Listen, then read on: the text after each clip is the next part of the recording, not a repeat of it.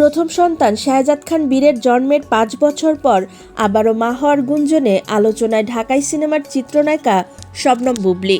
সম্প্রতি একটি সুন্দরী প্রতিযোগিতার অনুষ্ঠানে সাদা পোশাকে হাজির হওয়ার পর এই গুঞ্জন আরও জোরালো হয়। অনুষ্ঠানে তার শারীরিক অবয়ব ও চলাফেরায় বেবি বাম্প স্পষ্ট বলে ধারণা করছেন নেটিজেনদের একাংশ।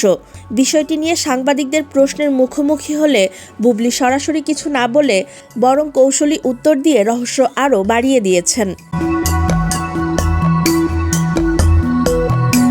অনুষ্ঠানে দ্বিতীয়বার মা হওয়ার বিষয়ে প্রশ্ন করা হলে বুবলী বিষয়টি এড়িয়ে যান।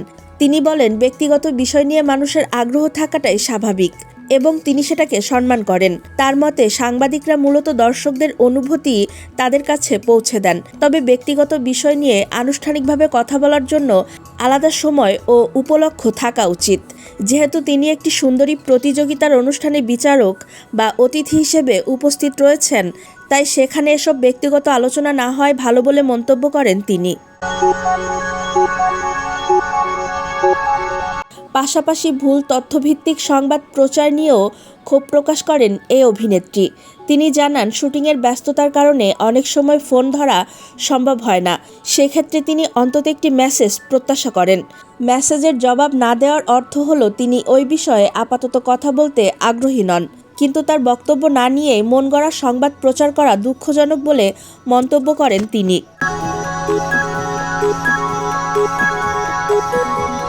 উল্লেখ্য, গত বছরের শেষ দিকে সাবেক স্বামী ও চিত্রনায়ক শাকিব খানের সঙ্গে বুবলী এবং তাদের সন্তান বীর আমেরিকায় দীর্ঘ ছুটি কাটিয়েছিলেন।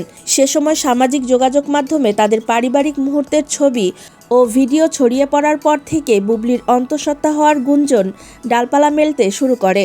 তবে এখন পর্যন্ত শাকিব খান বা বুবলী কেউই এ বিষয়ে আনুষ্ঠানিকভাবে হ্যাঁ বা না কিছুই বলেননি, যা শোবিজের রহস্য আরও ঘনীভূত করছে।